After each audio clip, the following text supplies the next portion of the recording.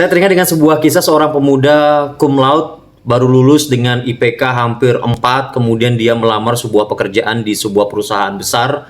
Setelah melewati proses panjang seleksi administrasi, kemudian tes psikologi, tes akademik, akhirnya dia masuk menjadi salah satu dari 3 kandidat potensi unggul yang akan diterima dalam jabatan tersebut. Namun dia harus melewati satu tahapan terakhir yang disebut dengan presentasi dan wawancara. Pemuda ini diminta untuk membuat makalah dengan rencana program yang akan dijalankan ketika diterima di perusahaan tersebut dan mempresentasikan. Setelah itu ada sesi wawancara. Akhirnya pemuda ini berusaha keras untuk menyiapkan hal tersebut. Dia membuat makalah dengan program yang sangat luar biasa dan kemudian dia mempersiapkan slide untuk presentasi.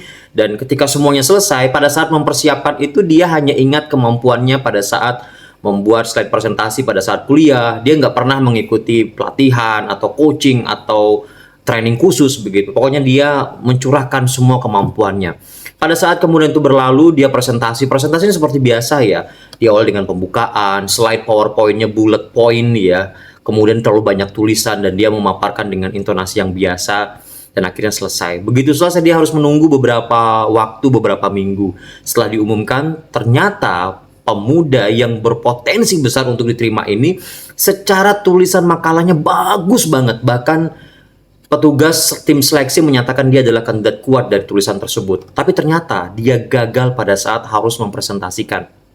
Dia gagal meyakinkan tim seleksi bahwa dia adalah kandidat yang cocok untuk menduduki posisi yang sedang dicari. Dia tidak berhasil meyakinkan tim seleksi pada saat dia berkomunikasi, pada saat dia presentasi, dan dia menjawab pertanyaan-pertanyaan dari tim seleksi tersebut.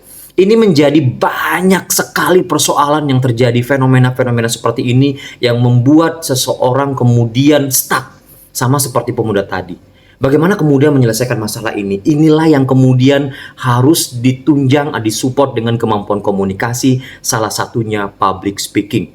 Hal inilah yang akan saya ceritakan, bagaimana menyiapkan diri kita dengan kemampuan public speaking untuk menunjang kesuksesan karir kita dalam webinar diselenggarakan Semesta Academy pada tanggal 30 April. Ini dia flyernya. Teman-teman pastikan Anda bergabung dan kita belajar bersama tentang public speaking. Bagaimana strategi public speaking dapat menunjang kesuksesan karir Anda. Sampai ketemu besok ya. Sweet Boring Confidence. I'm ready. Sampai jumpa.